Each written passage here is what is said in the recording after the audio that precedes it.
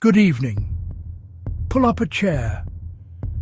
Tonight I'm telling the cautionary tale of Charles Manson, a story that requires a steady hand, as it is not about spectacle, but about the quiet, insidious ways a person can gain power over others.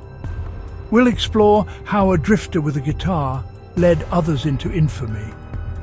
I was not there, but I've studied the echoes left behind in court records, interviews, and the accounts of those who escaped. Let's sprint through the timeline. Born in 1934 to a teenage mother, Manson's childhood was chaos, a blur of neglect, reform schools, petty crime, and eventually prison.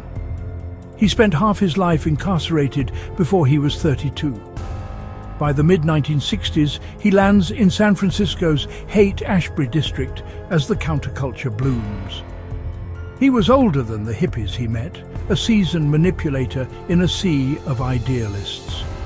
With bits of music, mysticism, and stolen philosophy, he gathers young followers, many of them runaways who feel invisible and are searching for belonging. He offered them an identity. They call themselves the Family. At the dilapidated Spahn movie ranch, he plays prophet. He assigns new names, erasing their pasts. He breaks down boundaries with drugs and psychological games and controls with a toxic mix of charm and fear. He dreams of a record deal, brushes against music elites like Dennis Wilson of the Beach Boys, and reads hidden apocalyptic messages into songs, particularly the Beatles' White Album. Rejection from the music industry hardens into a deep, paranoid grievance. He felt the world owed him fame. 1969 becomes the hinge. His prophecies of a coming race war, which he called Helter Skelter, grew more urgent. He believed he could ignite it. Under his direction, followers commit a series of brutal murders in the Hollywood Hills, most infamously at Sharon Tate's home, shocking a nation and ending the peace and love illusion. The victims, Jay Sebring, Wojciech Frykowski, Abigail Folger, Stephen Parent, and the 8.5 months pregnant Sharon Tate, followed by Leno and Rosemary LaBianca, are mourned to this day. Police catch threads, stolen cars, ranch raids, and whispered boasts from a jailed family member, and the web tightens around Manson and his followers. The trial becomes a bizarre spectacle. Shaved heads, carved foreheads, and an eerie, unwavering loyalty from his followers in the courtroom.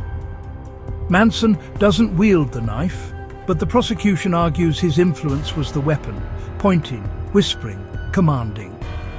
He was the architect of the terror. In 1971, he's convicted of first-degree murder and conspiracy.